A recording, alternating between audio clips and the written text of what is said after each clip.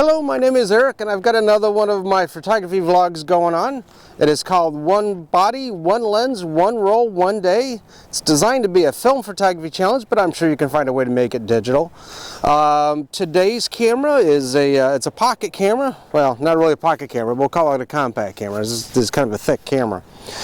This is the Fuji Discovery 312 zoom. So it has a 38 to 120 zoom, so a nice long zoom on it. It is a nice bright sunny March morning, mid-March actually, probably late March. We're March 19th I think. And this is another one of those cameras. I explained in one earlier episode that a few of them will pull all the film out, count how many shots you got, and as you shoot it goes backwards. This is one of those cameras, and it says I actually have 37 photos, so I'm going to get an extra shot out of this roll. This is a current stock Fuji 400. Probably got it like 2-3 months ago from a camera shop, so nice fresh stock. I should get expected results out of it. It is 400 speed film, and the reason why I chose 400 is because this is a longer zoom and it does need more light as you zoom out with these pocket cameras. So as an all-purpose film, something like this probably should be using 400. If you tend to shoot more inside or overcast situations, maybe I'd creep it up to the 800.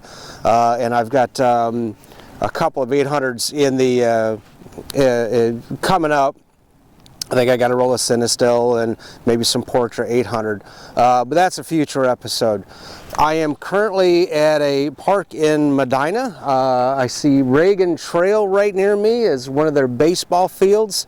The trail is closed right now because it is a spring thaw and the grass is wet, and they have a little rule that they don't want bikes or people walking the trail because it'll kind of mess up the trail. So the trail will open back up as soon as things aren't quite as soggy. So I'm going to get some shots. I got, like I said, some cool stuff to shoot. I did see some birds flying by, some bigger birds. Of course, I'm not a bird person, so I don't know what they are, but I know, there's some in the area. So with the bigger zoom, maybe I can catch one of them. They kind of disappeared for the moment, but hopefully I can catch one of them. All right, let's see what I can get. Okay, so this is also a date back, or the date stamp camera. Currently I have it shut off, but you would set it just like any other little digital watch. There's the set buttons, and then if you see the date will be burned onto the negative, so you will see it on your print. Typically orange or red numbers in the lower, probably a lower right hand corner when you get the print back. But as you're doing that, if you don't want the date to appear, you will see dashes. If you hit the mode a couple times, you'll hit dashes, and the dashes means there's nothing's going to be printed, and that's how I've got it set, so I'm not going to see the date.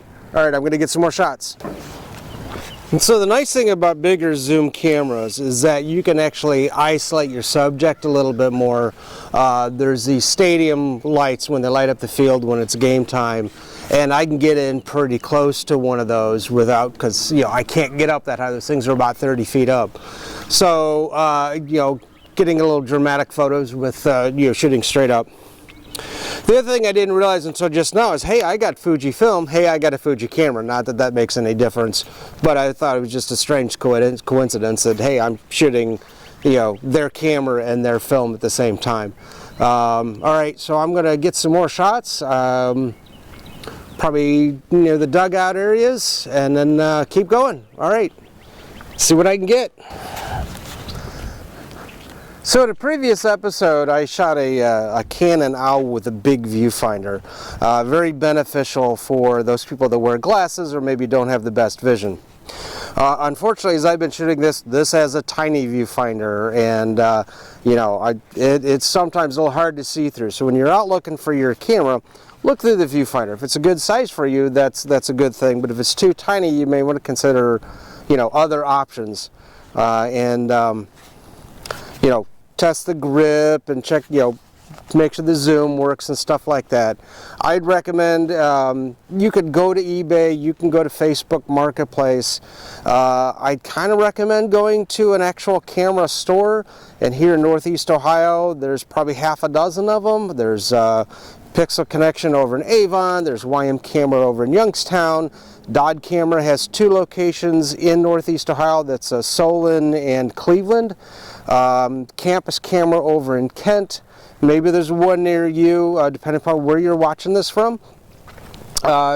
Typically places like that will offer a 10 to 14 day return. Go out, shoot it. If you don't like the results or it has an issue, take it back to them. They might even offer a 30 to 60 day exchange or warranty service. If it, if it fails while you have it, then they might exchange it for another one for you. All right, I'm going to keep shooting. I'm about halfway through, and let's see what else I can get. All right, so as you can see, the trail goes up that way, and as you can kind of tell right in front of me, there's big water puddles and stuff like that. So that's why the trailhead is actually closed at the moment, because you'll slip, you'll fall, you get injured, plus you could do damage to the trail. We get some shots right here, and maybe some shots of the trailhead, but I'm not going to go down the trail.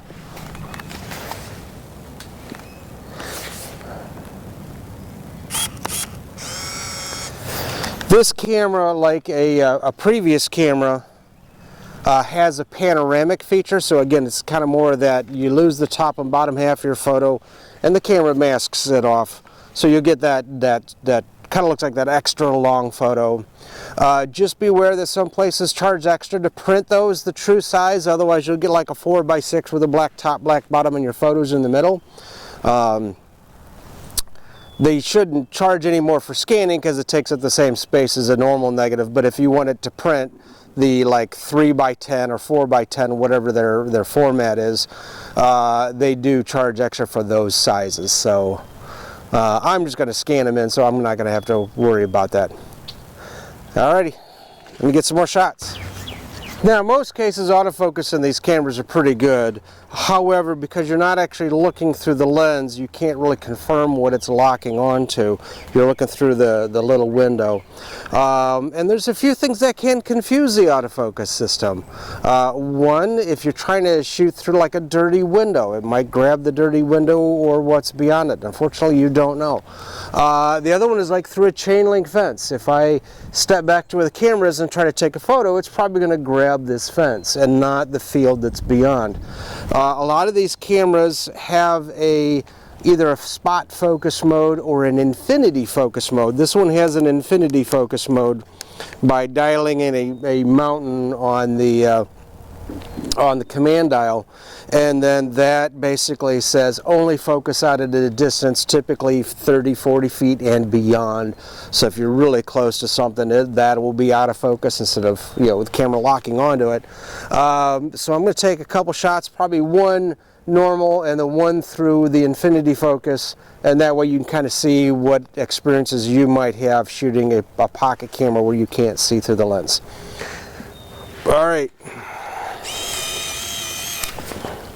So this camera also has several modes, and a couple of cool ones that most cameras don't have is you have you got a self timer. Most cameras have that self timer, but I can tell it to take 1, 2, or 3 shots, and if I say self timer 3 shots, I don't have to come back and reset it each time. It just sits there, takes the photo, gives it a second. If the flash is going to go off, it'll give it a few seconds for the flash to recharge and then go off again.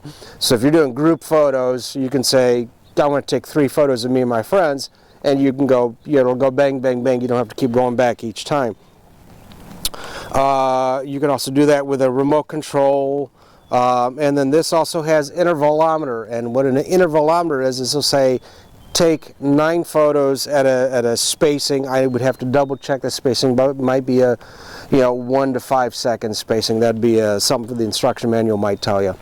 And then it'll take the photo, it'll take the photo, it'll take the photo, so you can kind of see a progression of what it is you're working out. Again, kind of like the self timer, but you don't have to sit there and go back and reset it. All right, so I got a couple more photos left. I'm going to go shoot them up, and then let's see what else I can get. Okay, so I'm done with my roll of film, and I'm going to go turn it in. If you like the results, because they'll be posted at the end, feel free to share, like, make a comment, your experience with a Fuji compact camera or even Fujifilm. I'll see you next episode. All right.